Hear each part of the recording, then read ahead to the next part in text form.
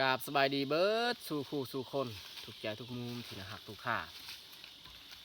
สำหรับวันนี้พวกเฮากับเข้าสวนคือตอนนี้เฮาก็นั่งอยู่ในสวนเรียบร้อยสวนที่เฮาทางไปในบริเวณป่ากล้วยทุกคนสังเกตเบิ่งทางหลังคอยเต็มแต่ต้นกล้วยต้นกล้วยอันนี้นี่บางต้นเฮาสิเอาไปทิ่มอยู่นอกแล้วก็บางต้นนี่ปะไว้เพราะว่ามันลายเกินไปความจริงหันต้นกล้วยมันมีฝุ่นอยู่แล้วถ้าว่ามันเน่ามันเปื่อยแต่ว่าสิปะแต่อยู่ในสวนกับมันหกลายเนาะก็เลยเอาไปทิ่มบางอันก็ปะไว้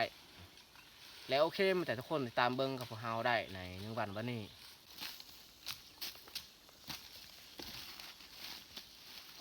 มันหนักได้ต้นกล้วยเพราะว่ามันมีน้ำมันยังบ่ทันแห้งอันนี้นี่ต้นที่มันแห้งแล้วส่วนหาทางมันก็แห้งมันเปื่อยได้ซ้ำนี้ถ้าว่าต้นได้แบบว่าส่วนหาทางนี่ยังดิบๆเป็นๆนี่ยากและมันสีแห้งแบบนี้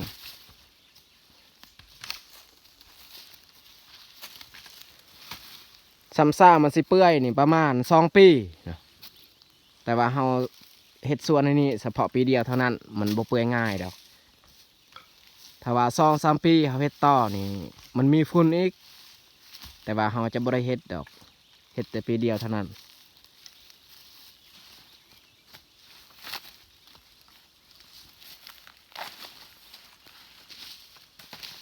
เต็มแต่ต้นกล้วยเลยอันนี้ก็ช่วงเฮาจูดเฮาออกมาตัดใบกล้วยเพราะว่ามันโป่งขึ้นมาเนาะประเภทกล้วยนี่มันโป่งไวเนาะนี่ทุกคนเห็นบ่เนี่ยอันนี้เฮาตัดมือที่เฮามาจูดเฮาตัดใบมันทิ่มถ้าว่าเฮาบ่ตัดนี่ใบมันจะบ่ไหม้เฮาตัดแบบนี้ใบมันติดกับใบแห้งมันไหม้ดี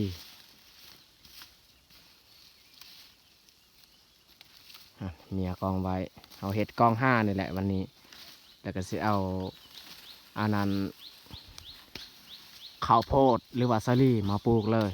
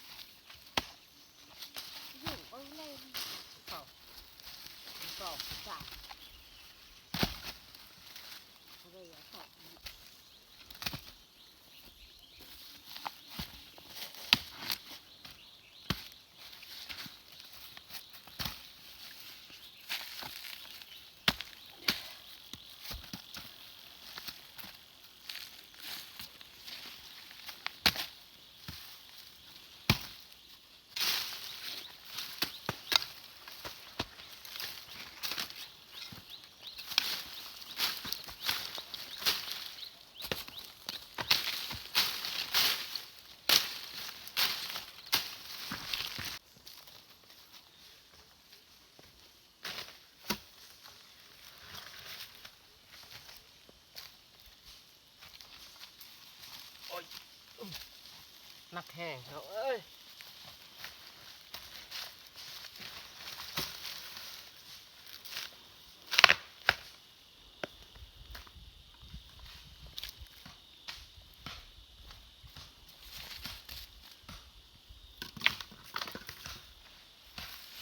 กองไว้อยู่แค่มันนี้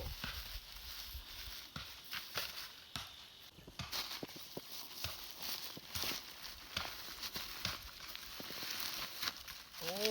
มันเต็งกัน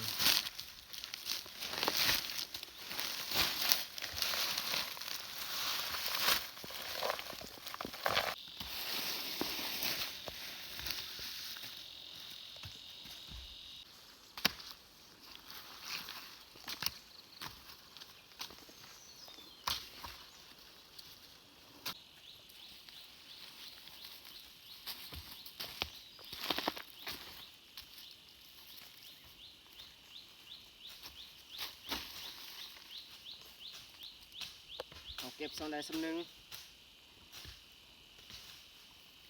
บอนได้แบบว่าเฮาเบิ่งมันกองลายๆเขาจะเอาไปทิ่มบอนได้แบบ ทางห้างนี่กับปะเลยมันอยู่ในกลางสวน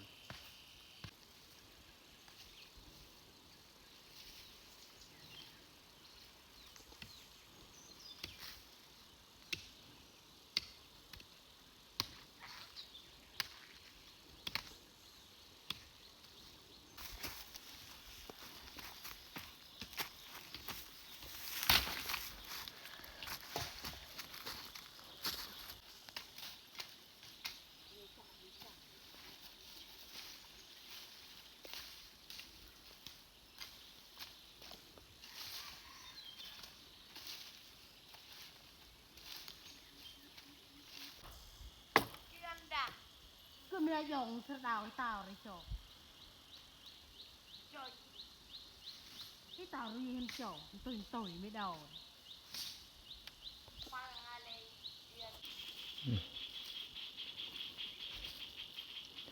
สวนปีนี้กับบกว้างปันใด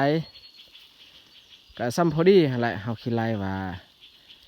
ในครอบครัวเฮากินถ้าว่ามันเกิดดอกออกผลเพราะว่าปีกายเฮาก็ปลูกซ้ำนี่ความกว้างแต่ซาลี่ที่มันเกิดขึ้นมาก็เลือกกินอยู่เฮาก็ต้องได้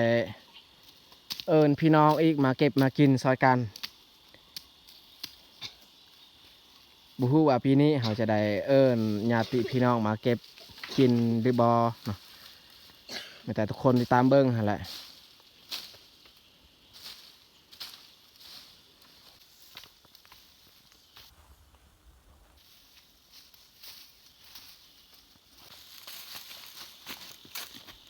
ตอนนี้เฮาเฮ็ดกองห้าก็สำเร็จแล้วนี่เรียงเทิงสุด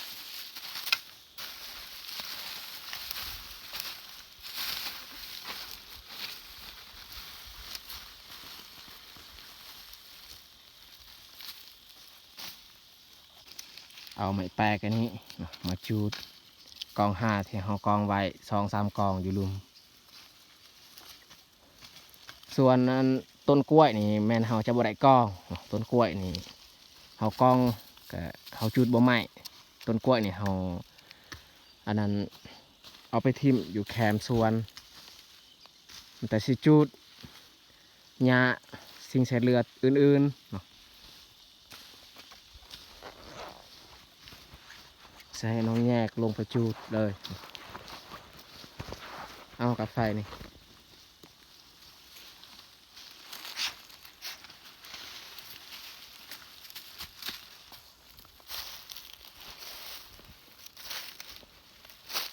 เขาจูดในแมนมือซื่นเมื่อวานนี้เขาบ่ทันเข้าส่วนวันนี้เขามาเฮ็ดกองห้าแล้วก็ถือแนวพันธุ์สลีไปพร้อม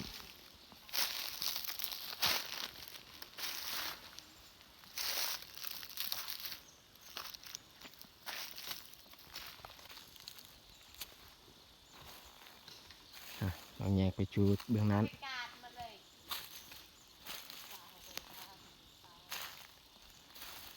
ลงไปดื่มน้ำก่อน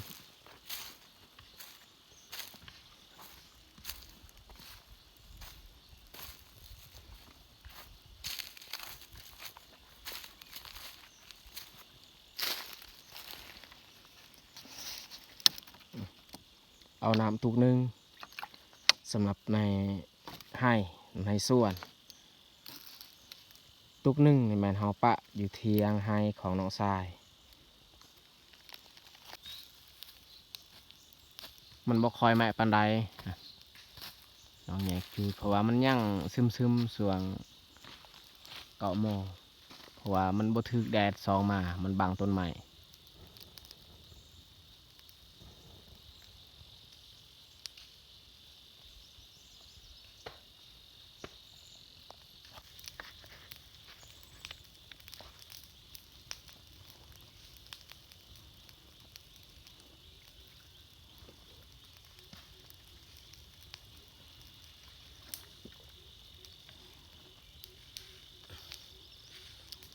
เรากินน้ำเนี่ยเราบ่ต้องอมปากกระตุกเพราะว่าหลายคนกินถ้าว่าคนเดียวเรากินเราอมนี่ก็ได้อันนี้หลายคน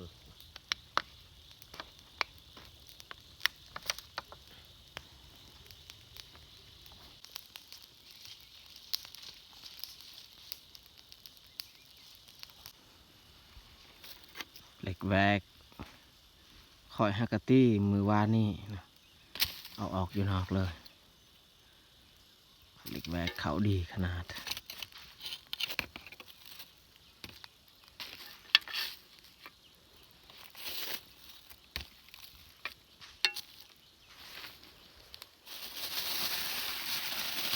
อันนี้แนวพันธุ์ที่เราจะปลูก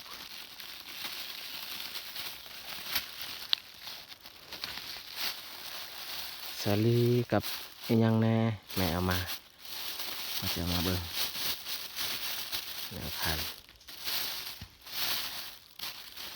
โอ้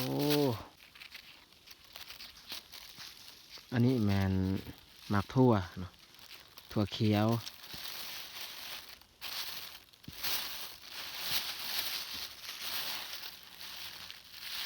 หมากหมากแตง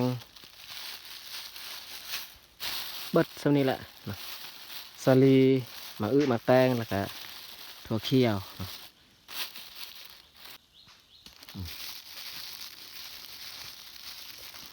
ตัวสีดำๆนี่แมนในหมากโม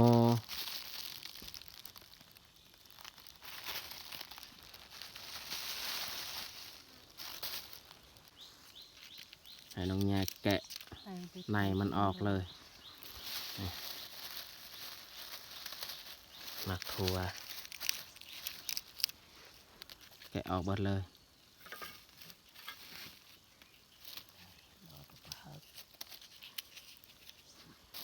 ว่าให้เอเทียอะไร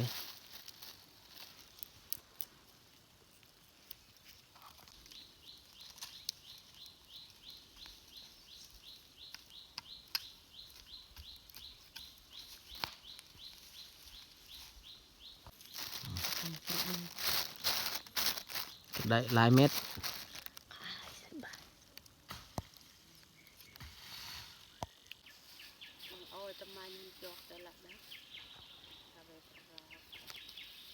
ใหญ่เป็นเราด่างอันนี้เราไม่อยากเสีย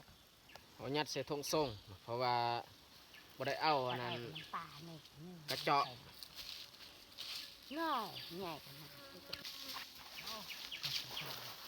ได้แล้วสำนี้จะน้อยถ้าว่ามันเบิดเขาจึงกลับมาเอาอีก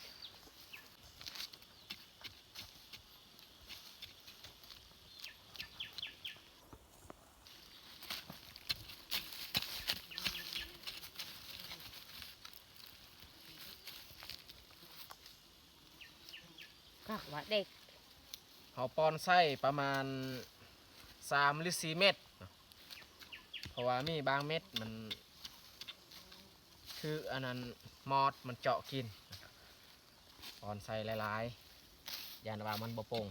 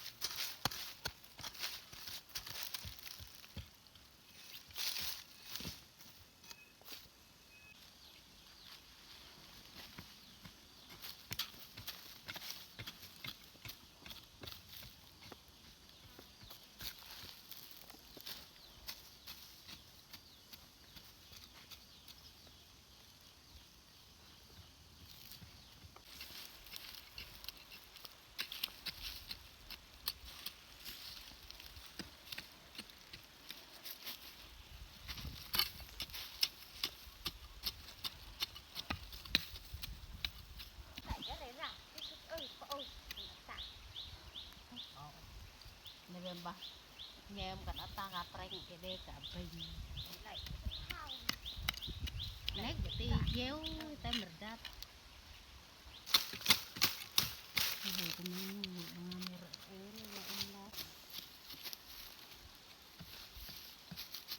ยังอมสักยังเว้ยยังมาตีริน่ะยังตีอัดลูกมาตีริมาคาโอยมีได้ ตามมาข้างหน้าได้เยอะหลาย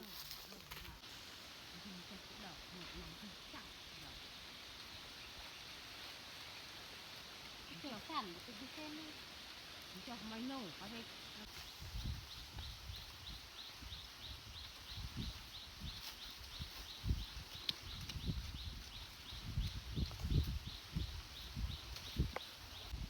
แนวพันธุ์สลีที่เขาปลูกนี่แมนบ่พอ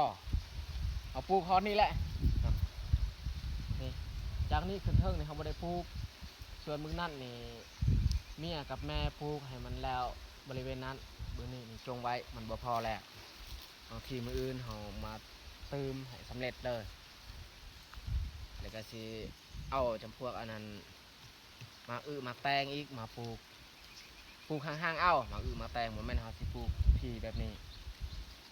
เอาปลูกสลีนี่ทุกที่เลยความห่างประมาณ1 เมตรความห่างเอาปลูก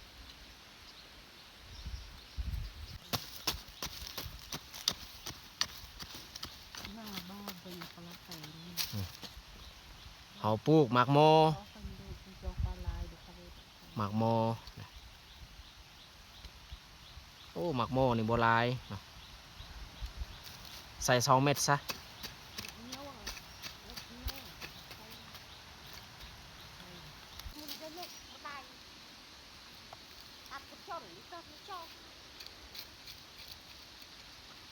พ่อนี่ปลูกหมากโมกับหมากทั่ว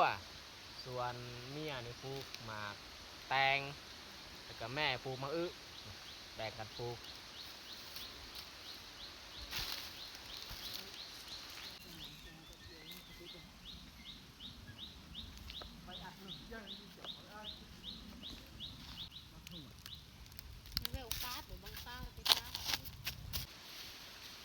ตอนนี้กับผู้ดี11 โมงเอาปลูกสาลีหรือว่ามักมักแตงกับสำเร็จแล้วตั้งแต่เขาเสียยางลงไปพักเที่ยงอยู่เที่ยงให้ของน้องชายมากินข้าวเที่ยงอยู่ฮั่นเพราะว่าอยู่นี่นี่บ่มีน้ำเห็นบ่มือกับเปื้อนหน้าตากับเปื้อนยางลงฮอดห้วยแล้วก็สิล้างหน้าล้างตาเข้าไปพักอยู่เที่ยงเลยสบายเขาลงมาฮอดห้วยเขาก็ล้างหน้าล้างตีนล้างมือเพื่อให้สะอาดทาน้ำของเบายืงเพิ่นเฮ็ดไว้ปีกายตอนนี้พวกเฮาก็มานั่งพักผ่อนอยู่เที่ยงแล้วแต่สิเริ่มดังไฟเฮ็ดอาหารการกินละไอเบิดไอเดแต่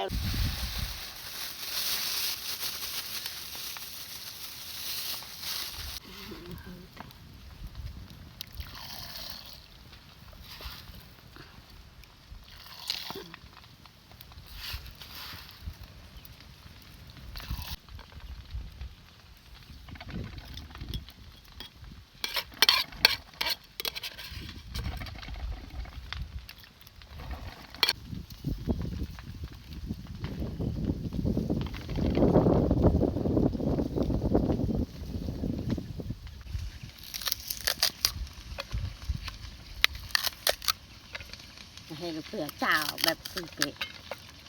มันเปลี่ยนนี่ที่เปลี่ยนเนี่ยเปลือกเจ้าจากไอ้โง่คันค่ะเดินจากค่ะยำปลาอ้อยผักเตะให้ไปกับกรอบหม่ำเจ้าแซมเจ้า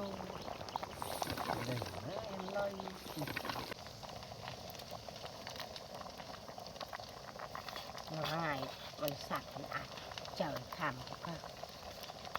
ไอ้ที่นี้ไม่ว่าไม่ทำ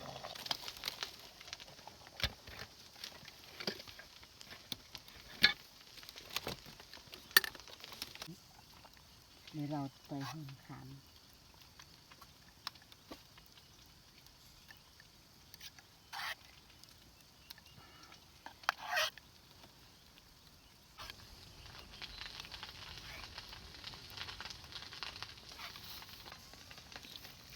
อันนี้ก็ข้าวเหนียวปนมันส่วนอันนี้ก็ข้าวเปียกหรือว่าข้าวต้มข้าวเปียกเม็ดบางคนเขาเอิ้นว่าลูกโดด เบิดสำนี้แหละอาหารเที่ยงเอามาคนมากินข้าวเที่ยงน้ำกัน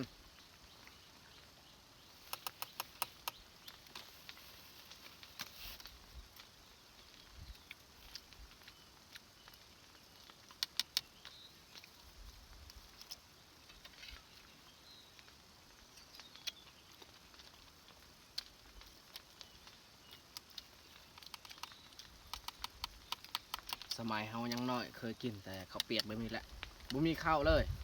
กินแต่ข้าวเปียกหรือว่าข้าวต้มส่วนนายตอนแรงแม่เฮ็ดให้กินแบบนี้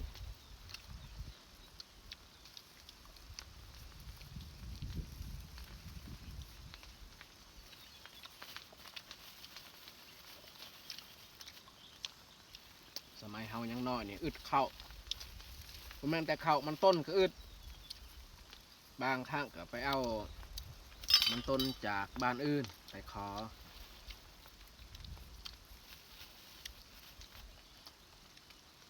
บางคนก็เข้าป่าไปหาขุดมันปลามากิน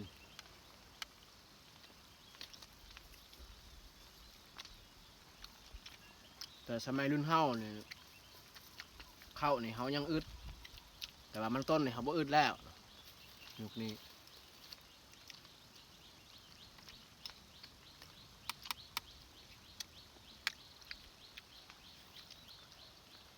สมัยรุ่นพ่อรุ่นแม่เนี่ยอึดมันต้นเนี่ยเขาปลูกอยู่แต่ว่าสัตว์ป่ามันเข้ามากินหรือว่าสัตว์บ้านถ้าว่าเขาเฮ็ดหัวบอดี้นี่มันได้เข้าได้กินเบิดเฮ็ดให้เขาอึด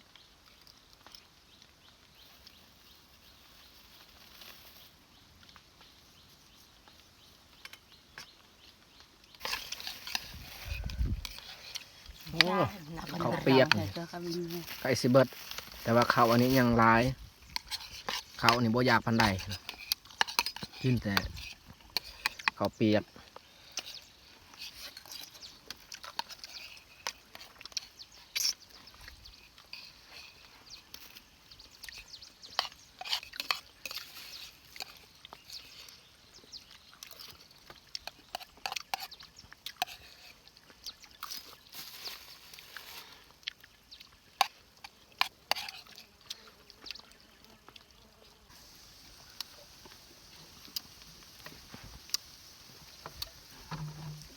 โอ้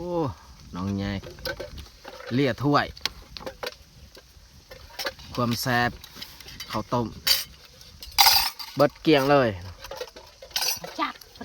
ส่วนข้าวนี่เขากินบ่เบิดมัดไว้เอามือคืน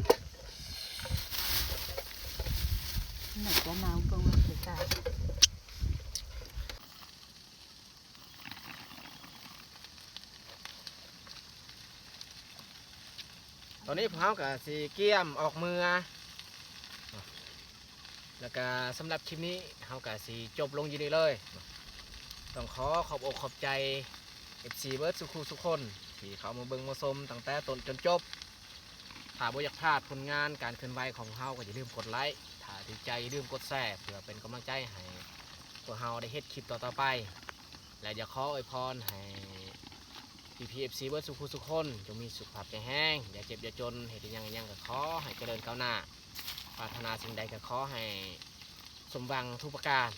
อะไรก็ขอขอบใจหลายๆบ๊ายบายพบกันในคลิปต่อไป